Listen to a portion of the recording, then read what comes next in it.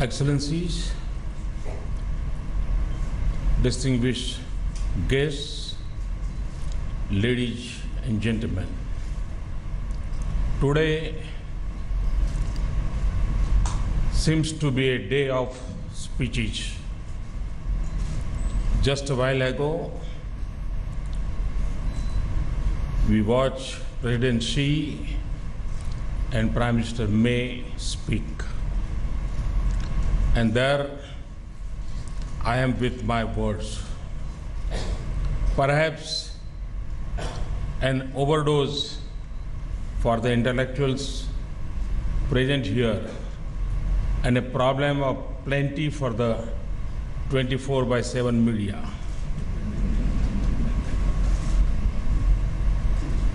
It is a great privilege to speak to you at the inauguration of the second edition of the Raisina dialogue. Excellency Karzai, Prime Minister Harper,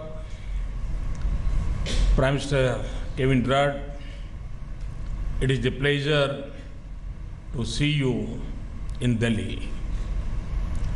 Also, a warm welcome to all the guests. Over the next couple of days, you would hold numerous conversations on the state of the world around us. You would debate its certainty and prevailing flux, its conflicts and risks, its success and opportunities, its past behaviors and likely prognosis, and its potential black swans and the new normals. Friends, in May 2014, the people of India also ushered in a new normal. My fellow Indians spoke in one voice to entrust my government with a mandate for change. Change not just of attitudes, but of mindset. Change from a state of drift to one of purposeful actions. Change to take bold decisions. A mandate in which reform would not be enough unless it transforms our economy and society. A transformation that is embedded in the aspirations and optimism of India's youth and in the boundless energy of its millions. Every day at work, I draw on this sacred energy. Every day at work, my to-do list is guided by the constant drive to reform and transform India for prosperity and security of all Indians. Friends, I'm aware that India's transformation is not separated from its external context. Our economic growth, the welfare of our farmers, the employment opportunities for our youth, our access to capital, technology, markets and resources, and security of our nation. All of them are deeply impacted by developments in the world. But the reverse is also true. The world needs India's sustained rise as much as India needs the world. Our desire to change our country has an indivisible link with the external world. It is therefore only natural that India's choices at home and our international priorities form part of a seamless continuum. Firmly anchored in India's transformational goals, friends, India is pursuing its transformation in unsettled times, which is equally the result of human progress and violent turmoil. For multiple reasons and at multiple levels, the world is going through profound changes. Globally connected societies, digital opportunities, technology shifts, knowledge boom, and innovation are leading the march of humanity. But sluggish growth and economic volatility are also a sobering fact.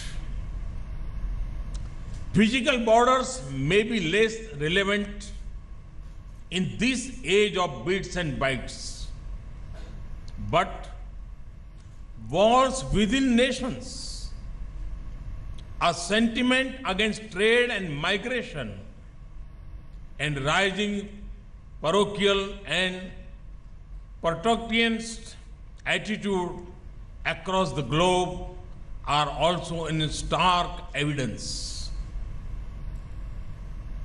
The result,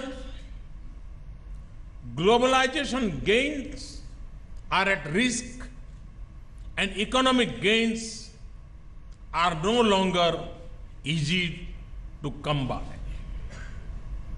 Instability, violence, extremism, exclusion, and transnational threats continue to proliferate in dangerous directions. And non-state actors are significant contributors to the spread of such challenges. Institutions and architectures built for a different world by a different world are outdated, posing a barrier to effective multilateralism as the world begins to reorder itself a quarter century after the strategic clarity of the Cold War. The dust has not yet settled on what has replaced it. But a couple of things are clear. The political and military power is diffused and distributed. The multipolarity of the world and an increasingly multipolar Asia is a dominant fact today. And we welcome it because it captures the reality of the rise of many nations. It accepts that voices of many, not views of a few, should shape the global agenda. Therefore, we need to guard against any inclination that promotes exclusion, especially in Asia. The focus of this conference on multilateralism with multipolarity is thus timely. Friends, we inhabited a strategically complex environment. In the broad sweep of history, the changing world is not necessarily a new situation. The crucial question is, how do nations act in a situation where the frames of reference are shifting rapidly? Our choices and actions are based on the strength of our national power. Our strategic intent is shaped by our civilizational ethos of yatharthavad, realism, sastitva, coexistence, sahyog, cooperation, तथा सहभागिता, partnership.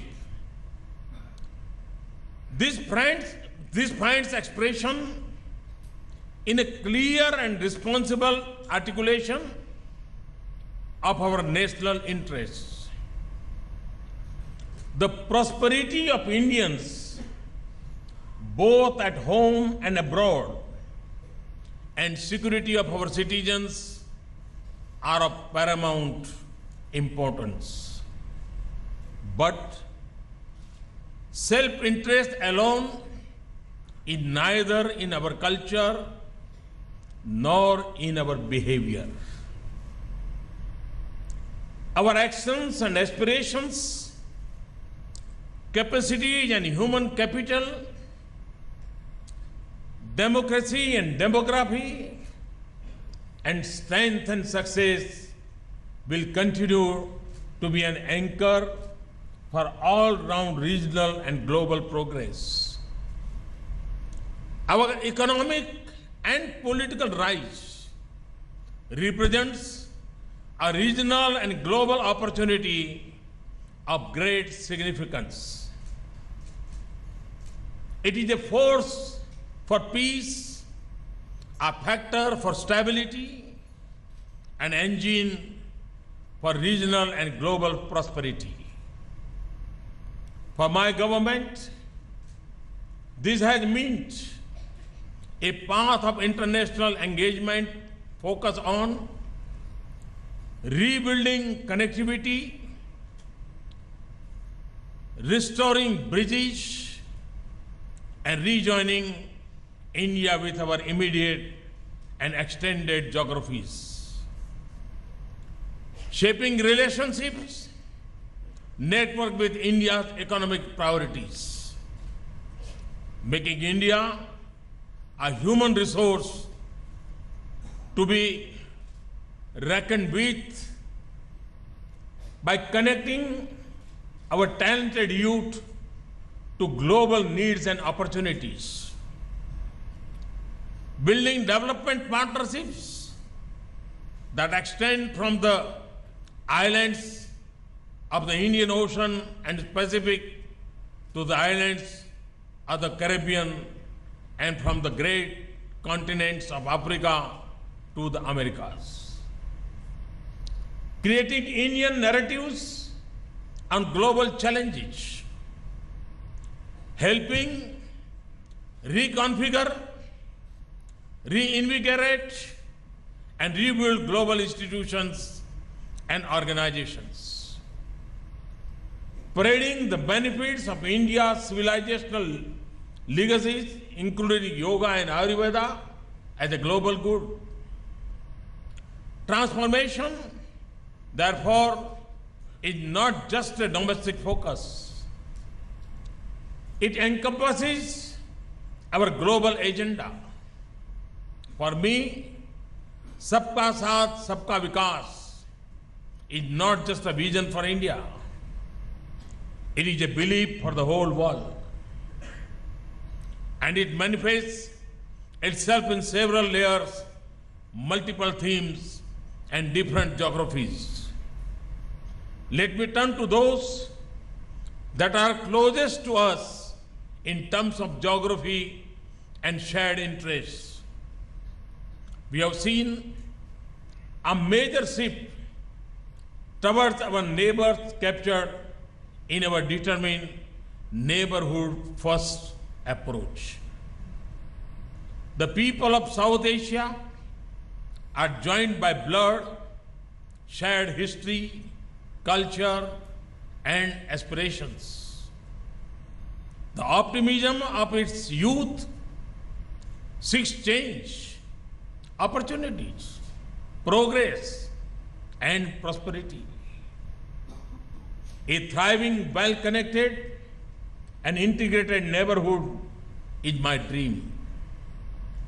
In the last 2.5 years, we have partnered with almost all our neighbors to bring the region together. Where necessary, we have shared the burdens of our past for the progressive future of our region. The result of our efforts is there to see. In Afghanistan, despite distance and difficulties in transit, our partnership assists in reconstruction by building institutions and capabilities. In the backdrop of shifting politics, our security engagement has deepened. The completion of Afghanistan's parliament building and the India-Afghanistan Friendship Dam are two shining examples of our dedication to forge developmental partnership.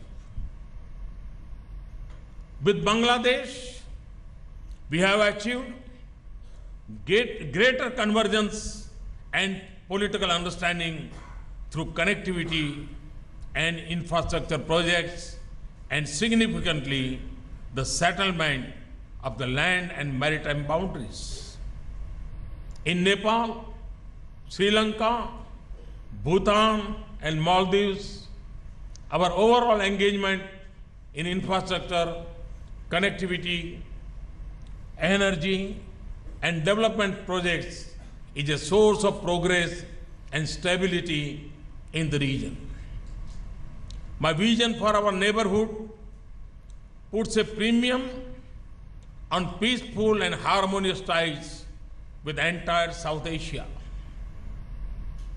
That vision had led me to invite leaders of all SAARC nations, including Pakistan, for my swearing in.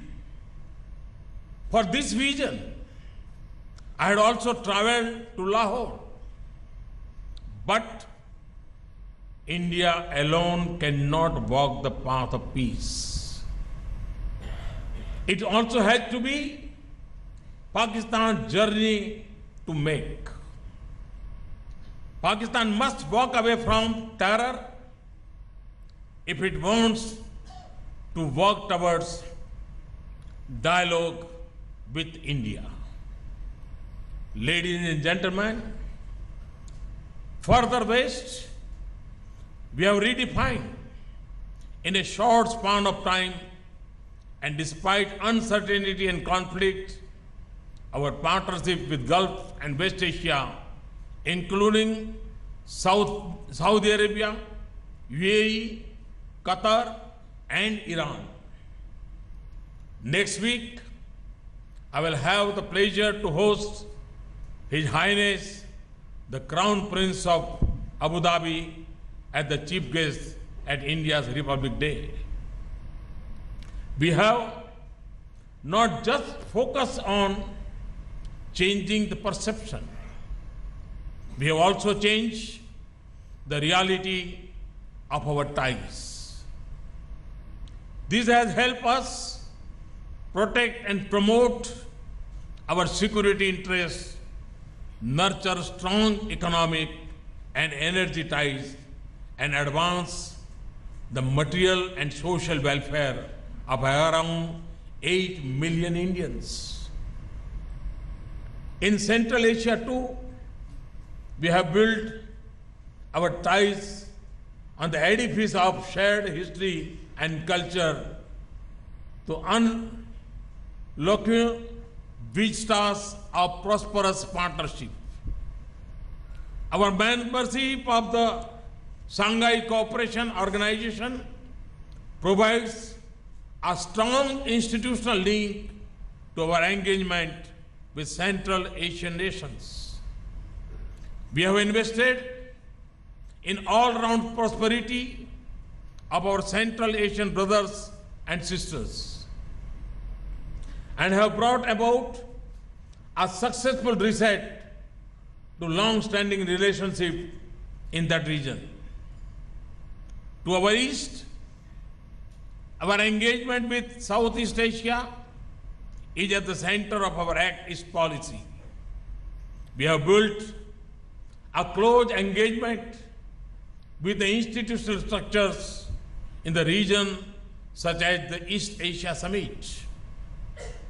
Our partnership with ASEAN and its member countries have served to enhance commerce, technology, investment, development, and security partnerships with the region.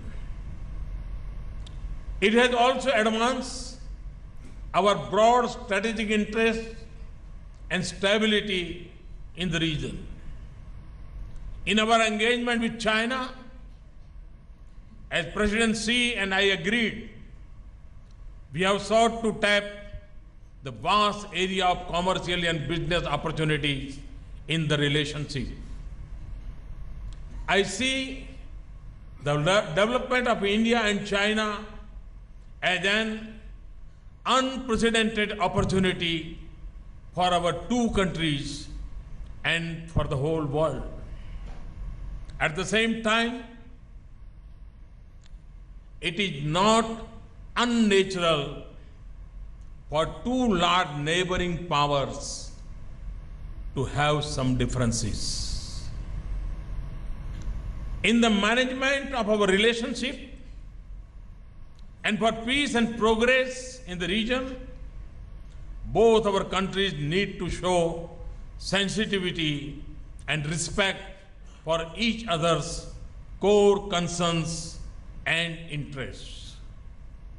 Friends, prevailing wisdom tells us that this century belongs to Asia. The sharpest trajectory of change is happening in Asia. There are large and vibrant pools of progress and prosperity spread across the landscape of this region. But rising ambition and rivalries are generating visible stress points. The steady increase in military power, resources, and wealth in the Asia Pacific has raised the stakes of its security.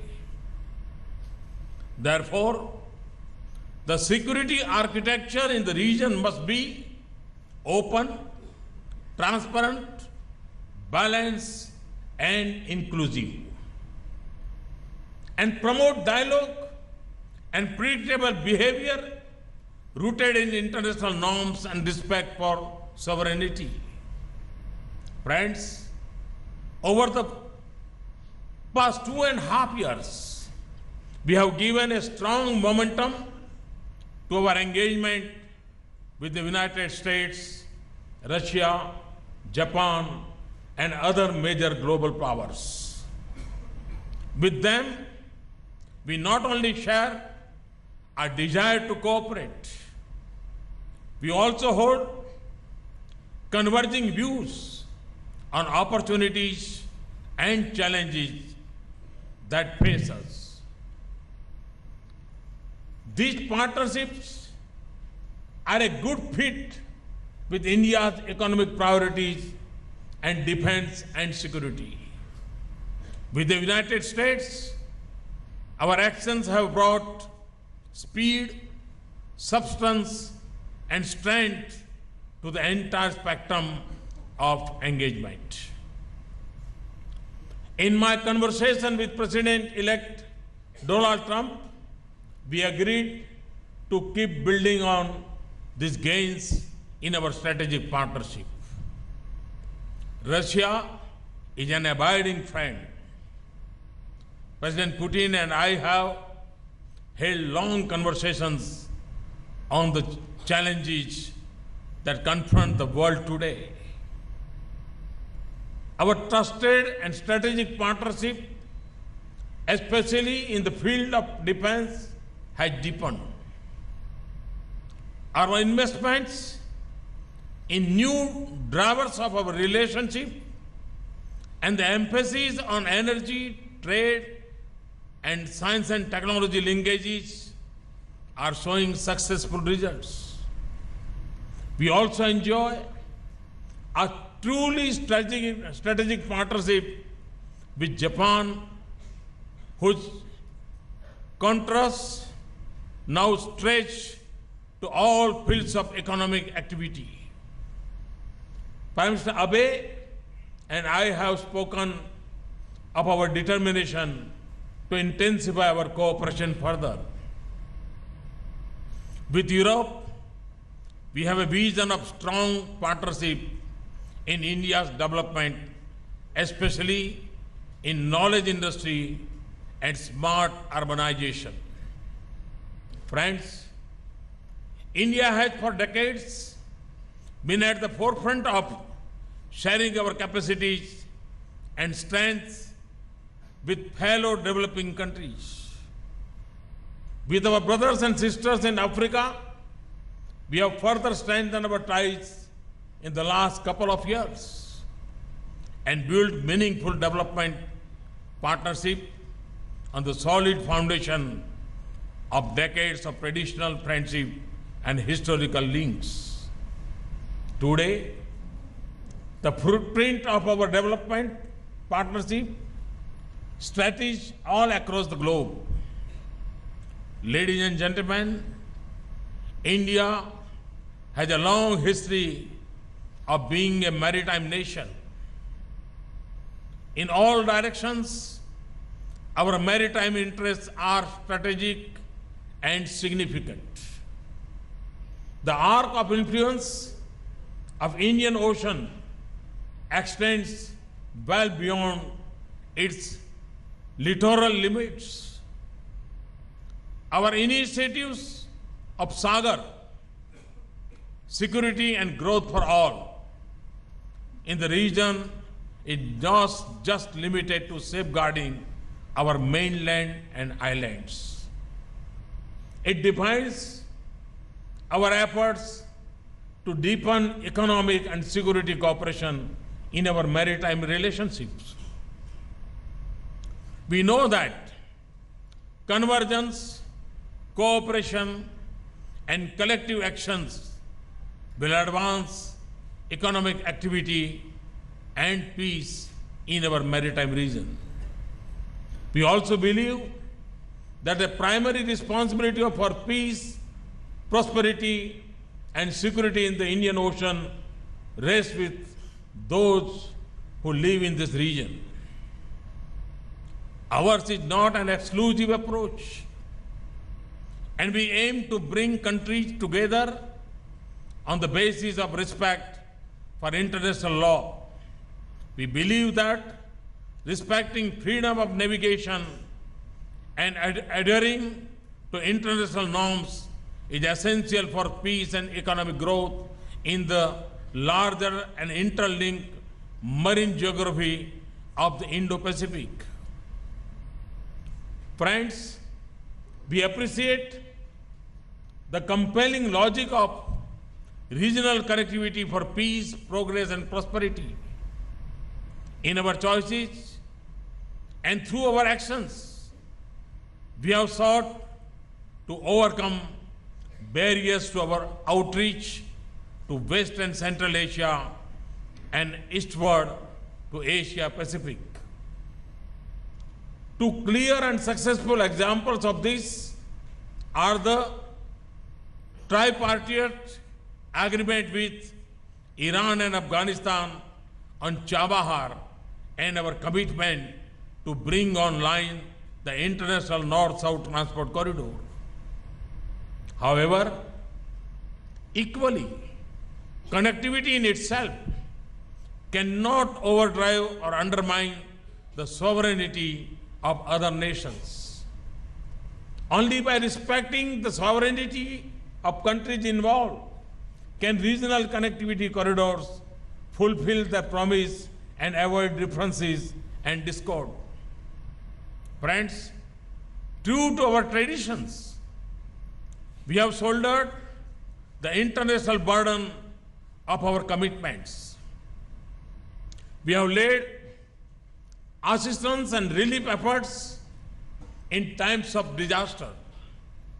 We were a credible first responder during the earthquake in Nepal, evacuation from Yemen, and during humanitarian crises in the Maldives and Fiji. We have also not hesitated in shouldering our responsibility for the maintenance of international peace and security. We have increased collaboration on coastal surveillance, wide shipping information, and fighting non-traditional threats like piracy, smuggling, and organized crime. We have also shaped alternative narratives on long-standing global challenges.